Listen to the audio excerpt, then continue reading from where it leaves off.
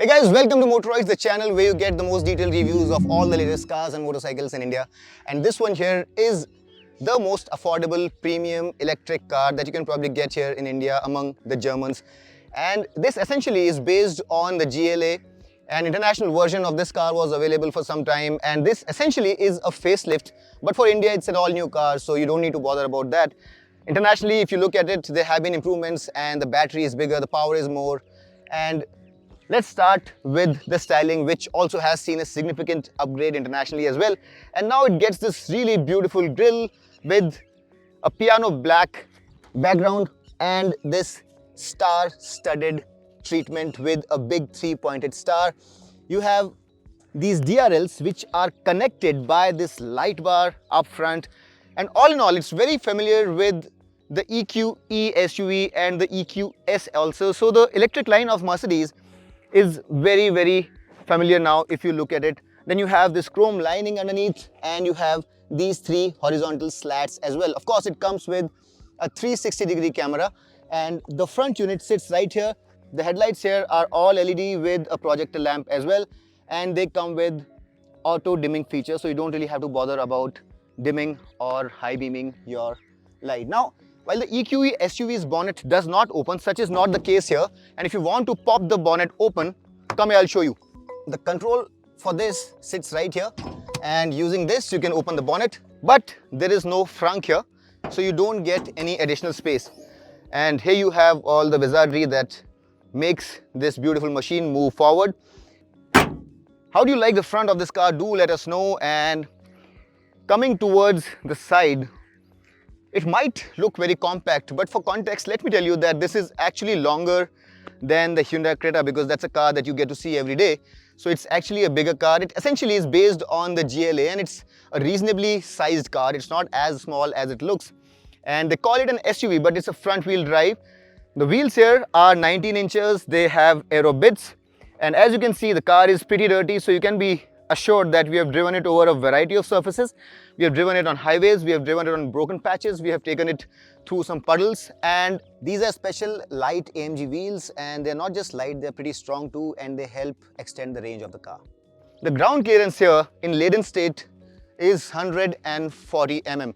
The roofline swoops down a little bit, has a very sporty silhouette, and it also gets a panoramic two-pane sunroof as well, silver roof rails, and a really beautiful outline on the greenhouse as well. The 360-degree camera units of the ORVMs sit here with a turn indicator right here. And you have a two-tone treatment to the door handles with chrome and body color. Now coming towards the rear, the treatment that you saw up front is continued and the rear tail lights are also connected with a light bar. And the camera pops out from the three-pointed star here. So you won't be able to see anything from here, but once you put the car in reverse, the camera pops out. This is the 250 plus variant. There are more powerful variants also available internationally, but for India, the 250 plus variant has been introduced, and the familiar chrome bits that you saw up front are visible at the rear. Overall, it's a very organic, very elegant design. It has some muscle at the haunches, but overall it looks very elegant and very stately. Now, an interesting bit is that while this triple pointed star flips out, if you flip it manually, you won't see the camera because that's hidden a layer further underneath, and the boot space here is 340 liters, and as you can see, you cannot see any spare wheel here. And I would have liked to see a space saver spare concealed somewhere, but it's not there. So if you decide to put a space saver here, it will eat up all the space, and you'll essentially have to do with the fact that it does not come with protection. So if the car gets punctured, you will be in a bit of a soup. But a bit of a reassurance there is that these tires are run flat, and in case you get a flat, you can drive them for some distance. These tires come with reinforced walls as well. Let's have a more detailed look at the boot as well. It looks reasonably spacious to me, and for a small family, for a medium holiday, it should not be a problem. It can take two big bags and a couple of haversacks as well, and there's some space underneath the floorboard as well. You also have these two hooks, this elastic band, and this 12-volt power socket which can power your pump in case you get a flat and you want to reinflate the tire. The rear seats, as you can see, are split 40, 20, 40, and they can extend the loading area if you want to carry more luggage. Thankfully, the tailgate is powered as well. And overall, in my opinion, it looks very elegant and is like a miniaturized version of the bigger electric SUVs in the Mercedes range. But it's inside where you really get a very nice feel of the quality and some really nice features that Mercedes have put in, despite this being their entry-level electric car. And I'm pretty sure that you'll be thrilled by looking at some of the things, while you'll probably be disappointed with a few things as well. And let's go inside and discover what all of those things are. Time to get inside the car, but before we do that, let's have a look at the key as well. And you have the lock, unlock and the boot release button. And this key is rather premium, it's heavy and it feels metallic. Open the door and you'll be greeted. By the way, you don't really have to press any buttons. It's got a proximity sensor and the moment you give it a little yank, the door opens.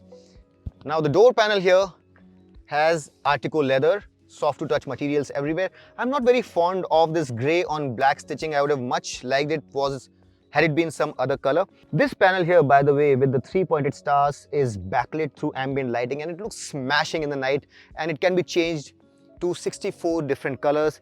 You have 3-way memory function, not just for the driver but for the passenger as well, which is fantastic. And you also have 4-way electric lumbar support. So all of that is amazing. And not just that, I also love the fact that the driver's and passenger's seat also come with this extendable thigh support, which is going to make this seat very, very comfortable over long distances. Now on the door panel, while the upper part is high quality, the lower part is hard plastic, and I'm not very fond of it, especially for a car which is upwards of 70 lakh rupees on the road. But you'll get a Mercedes 3-pointed star projection on the road when you unlock the car, and that's a nice way of saying hello by the car to you. One absolutely smashing thing about this car is the fact that it comes loaded with a very high-end Burmester audio with Dolby Atmos, over 700 watts of output and 12 speakers. It is absolutely smashing for this car, the best audio system in this class of electric cars. The door panel also gets this really capacious bottle holder, which will be able to hold a 1-liter water bottle easily. You get this puddle lamp and you also have some more space to spare here, and a boot release button right here. You also get this illuminated EQA scruff plate, and the seat itself is not very high, so it's really easy to get in and get out of the car. So even the elderly or the shorter ones amongst you won't have any problem. Now, another great thing about this seat is the spine of the seat is made of recycled PET bottles. So the sustainability theme has been continued over here. And while the rest of the interior is primarily man-made leather or artificial materials, only the steering here is made of high quality natural Napa leather with these deep dimples for a really nice feel, and it looks rather nice. Time now to really get inside and see what all wonders does this car pack. Now let's talk about the highlights first, and the first of them is this beautiful steering wheel, which is D-cut. It's 3-spoke and it's got these twin slats on either side housing all the controls, and it comes loaded with all the features that you'd want to access. So here you can control the instrument console. With this you can control the infotainment screen. Here you have the volume controls, phone call and reject, voice commands, and here you have the controls for cruise control as well as collision avoidance. Now one very important thing that you need to know is that this car does not come with ADAS technologies, and the only feature that you'll get is collision avoidance, both front and rear. You won't get any lane keep assist or active cruise control. All of those things are not here, so you need to be aware of that. Although I need to make clear that it also comes with park assist, which allows the car to park itself once you show it the slot. This car also comes with blind spot assist system, which is quite useful. Now, the other highlight is these two 10.25-inch screens, and they look absolutely beautiful. The MBUX is one of the best infotainment systems out there, and this comes with the latest generation MBUX, and it is absolutely amazing. It also comes with augmented reality navigation system, and how it works is something that I'm going to show you in a bit. Wait for that.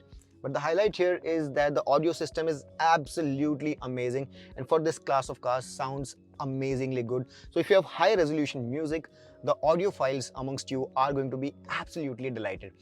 You have this panoramic 2-piece sunroof, and the front piece obviously opens up, while the panel at the back is only glass.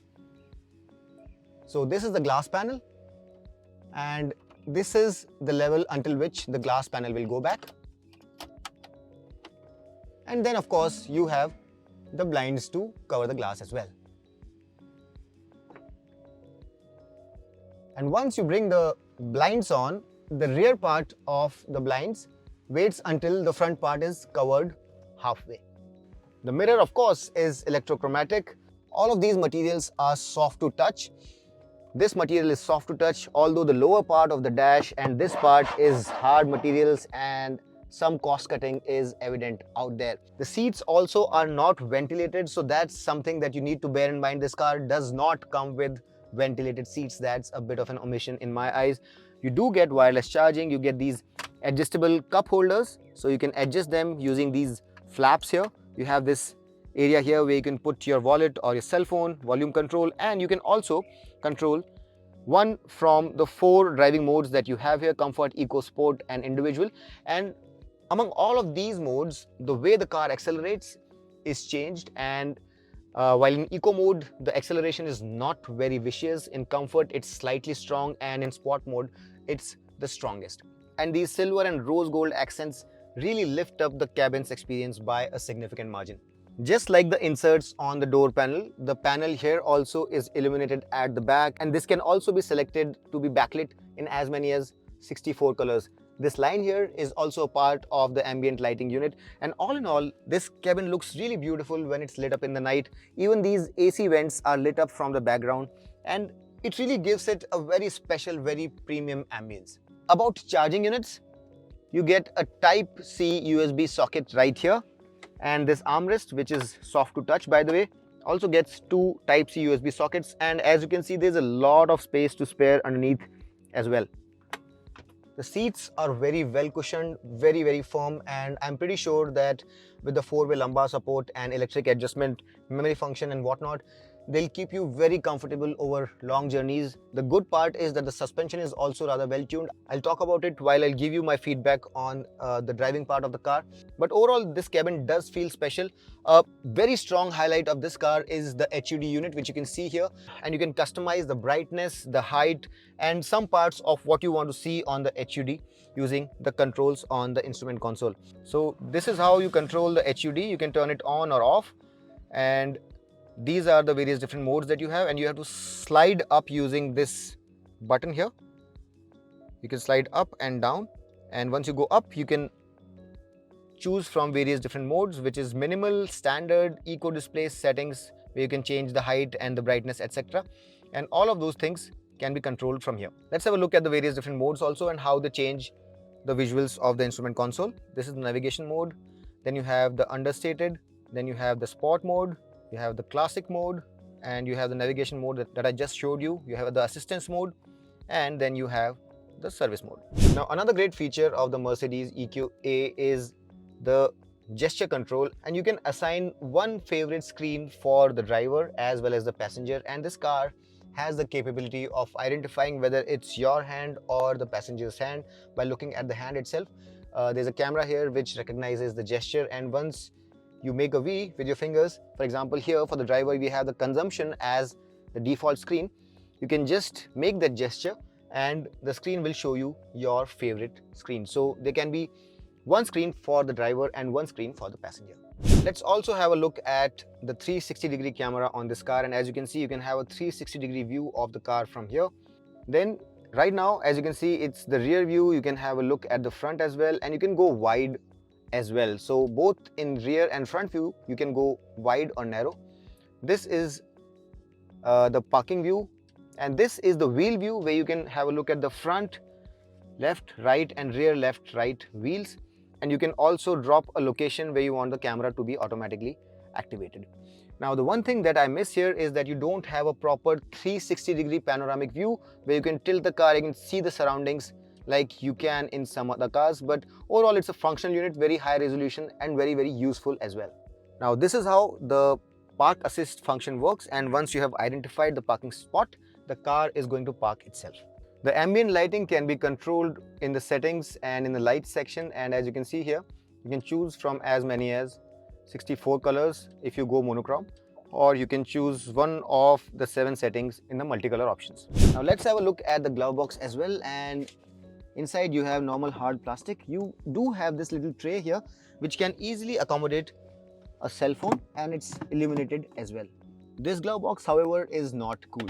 Now, while the top part of the dashboard is soft to touch, you have this piano black finish on the central part, and all in all, visually it looks very appealing. It's quite flamboyant and I really like what I see here. You also have Regen mode, so brake energy recuperation can be increased or decreased, and energy recuperation modes can be changed using these pedals, and you can choose between strong, maximum and normal recuperation. All in all, as I mentioned, this car is derived from the GLA, and that's one of the reasons why you'll see some legacy items like this entire panel here could have been deleted if this was not coming from an ICE origin. Similarly, this transmission tunnel here, which generally houses a prop shaft, could probably have been deleted had this been a born electric vehicle, but it does not feel like it's not a BEV while it's driving. But the fact remains that unlike a few other cars in the Mercedes range, this has not been built as an EV from the ground up. So the front part of the cabin is quite outstanding for the class, and it's one of the best out there. The highlight for me has to be the fantastic sounding audio, although I do miss the ventilated seats. Time now to go to the back seat, where we have a few gripes, and what are those, we'll let you know just now.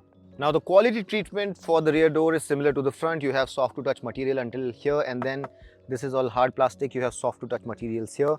This satin silver finished door handle. And one thing that I really wanted to mention is that the buttons, both up front and at the rear, are quite soft, very high quality, and don't feel very plasticky or cheap like they do in some other cars. You have space for a 1-liter water bottle here as well. And the beautiful Burmester speaker unit looks really nice on the door panel. Getting inside, as I mentioned, is a breeze, and it's the ideal height for a passenger of any height.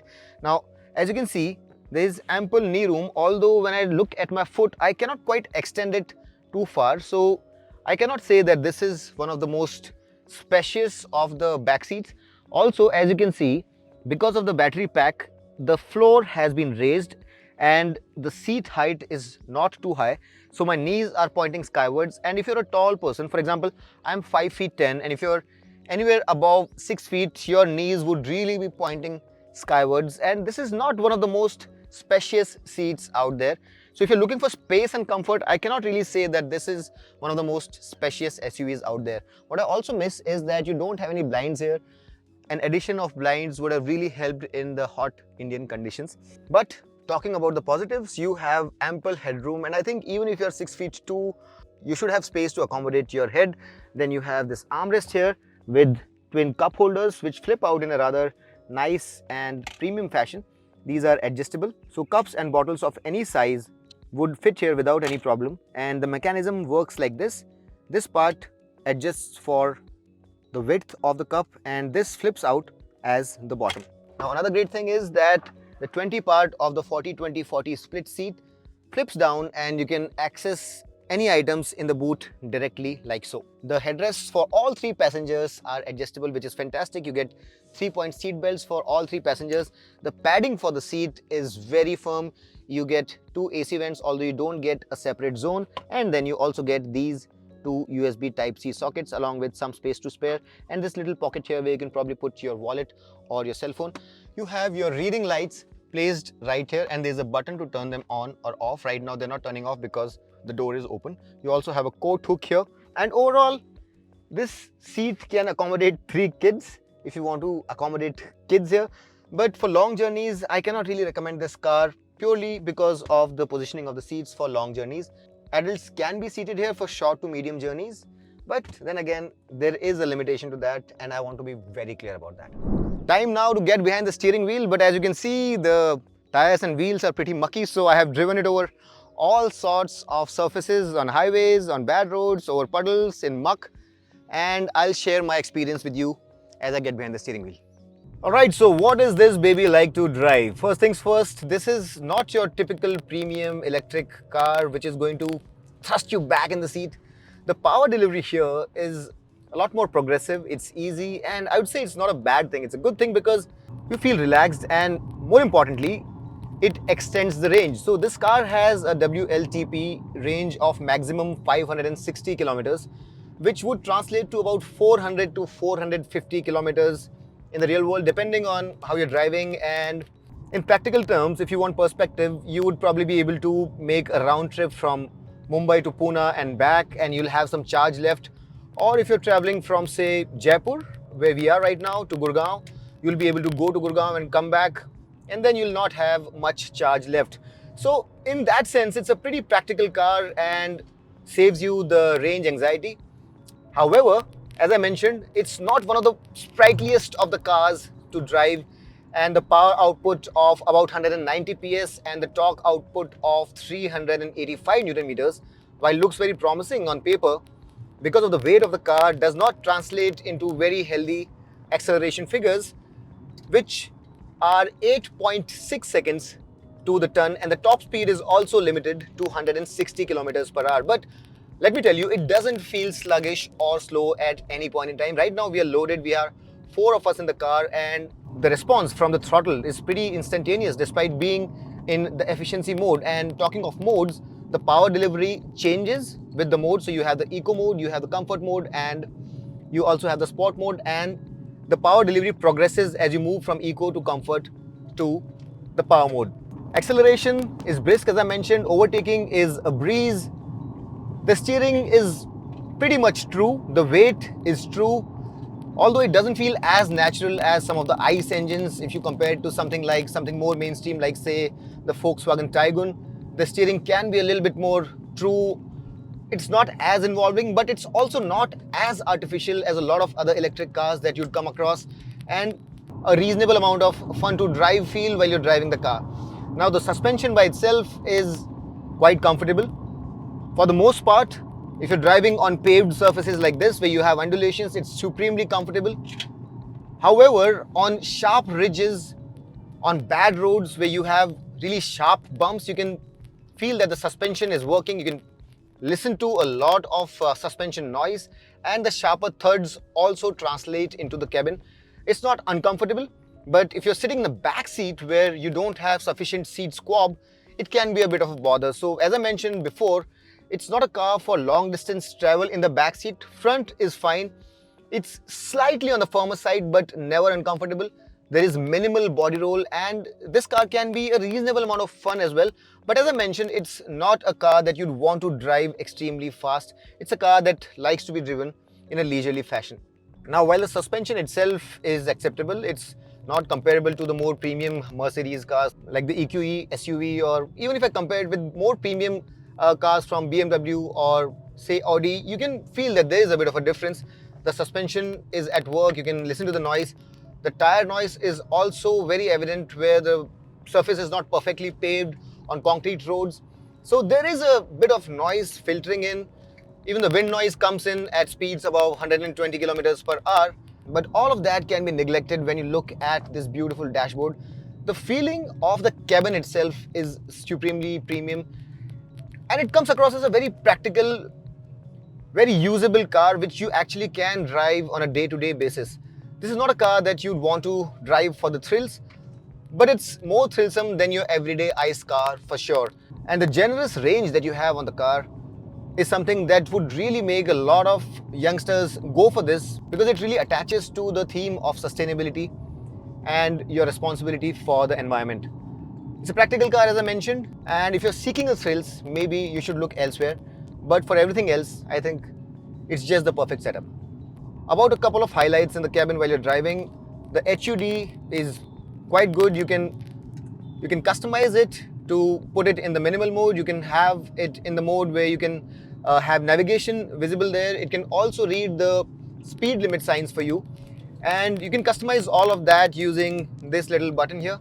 Now the HUD also has this eco score that lets you know how well you're driving to extend your range. Also, a really cool feature that the Mercedes EQA 250 Plus comes equipped with is the camera system with augmented reality. So right now, as you can see, it's showing you a green line on which we are traveling. We are traversing this line, we are on the highway. But the moment there's a turn ahead, it activates all the cameras and it shows you the turn through blue arrows. So you get a very clear picture of where you have to turn, and the chances of missing a turn or taking a wrong turn on a roundabout are completely eliminated. It's a very useful feature, and kudos to Mercedes for employing whatever is existing on the car, like the cameras are already there, and just projecting the image of the road through cameras on the screen and making it such a usable feature. It's not a gimmick, and it really is a very, very usable feature. And oftentimes we miss turns, and with this system, that would not happen anymore. All in all, I wouldn't say this is the most thrillsome car to drive, the most fun car to drive. It leaves a little bit to be desired in terms of outright acceleration, in terms of outright handling, also in terms of outright comfort. But as you know, this is the starting point of the Mercedes electric car range in India. And purely in terms of the drivetrain and suspension, there are some compromises which are rather perceptible and visible. A common question about electric cars is that how easily can you get to a charging station? And the answer is that for the Mercedes EQA 250 Plus, you'll have more than 1000 charging points with the Fitch app, and Mercedes itself has more than 150 charging stations across India. The battery casing on this car is made of high tensile strength alloys and has an automatic high voltage cutoff. It also has liquid cooling and is made from responsibly sourced materials. Mercedes says that more than 96% of the battery components are recycled through separation of precious metals and processed further for creation of new batteries. In terms of safety, the Mercedes EQS 250 Plus gets 7 airbags including a knee airbag. It gets a 360-degree camera as we demonstrated to you. It gets pre-safe, blind spot assist and parking assist. The Mercedes EQA is available in 7 paint options, and that includes the all-new manufacturer Mountain Grey Magno along with the Patagonia Red, and there are 5 more colors to choose from. The battery warranty on this car is 8 years or 1,60,000 kilometers.